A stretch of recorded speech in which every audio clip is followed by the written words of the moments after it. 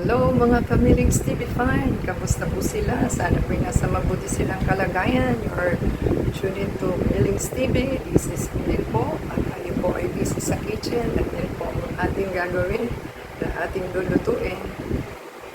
Since Holy Week po, tayo po ay tuyo-tuyo na lang. At gulay. At ating po ipiprito ang ating eggplant. So, hintayin po natin. Let's both in po at power on natin ang ating non-stick.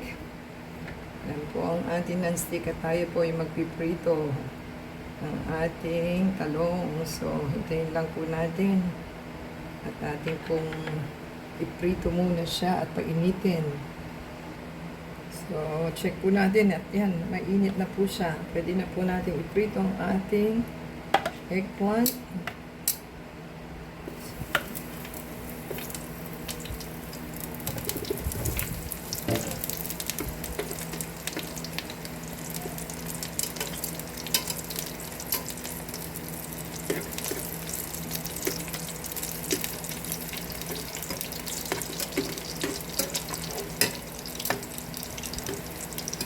Hindi lang stick ha.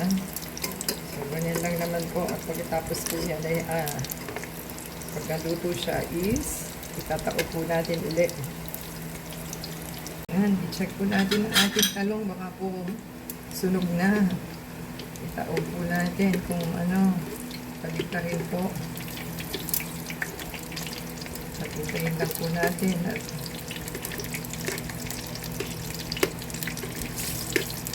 yan, may sunog na, may hindi.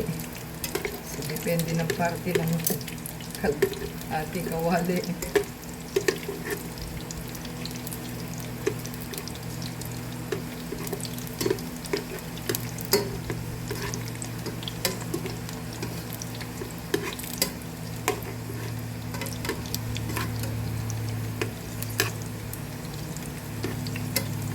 Hayaan lang po natin muna.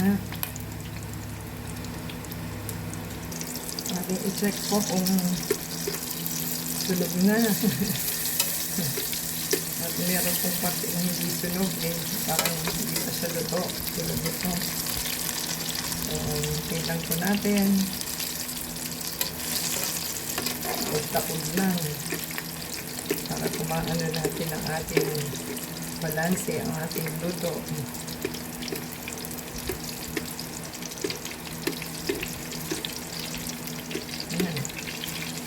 Taog lang po. Itayin lang po natin.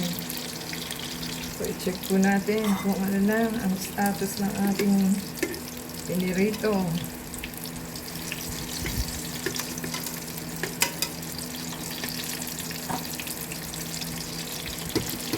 So, ito pwede na siya. At pasunog na iba. Ating pong hintayin. So, tayo po ay yan lang pong itsura ng tatlong talong. At tayo po ay nag-strainer ng ating oil. Yan pong ating oil strainer. So, ginawasan na po natin siya. At tayo po ay magluluto na ng ating tuyo. Ang ating favorite na tuyo. Second batch na po ito dahil nagbawas po tayo ng 2 supot lang po ating binili. So, ito po is 1 supot. So, ito po is second batch na. So, pwesto lang po natin sa gilid kasi nandun lang yung oil. Maligpin po natin kasi mabilis po itong maluto. Super liligit ng isda. Isdang lapad po ba ito? Yan. So, tingnan po natin at ating kung ayan. So, ayan. Pwede na po ito. Off na po natin ang ating kalderong ating pang-frying pan. So, yun lang po ang ating pagkain today. So, malambot na siya.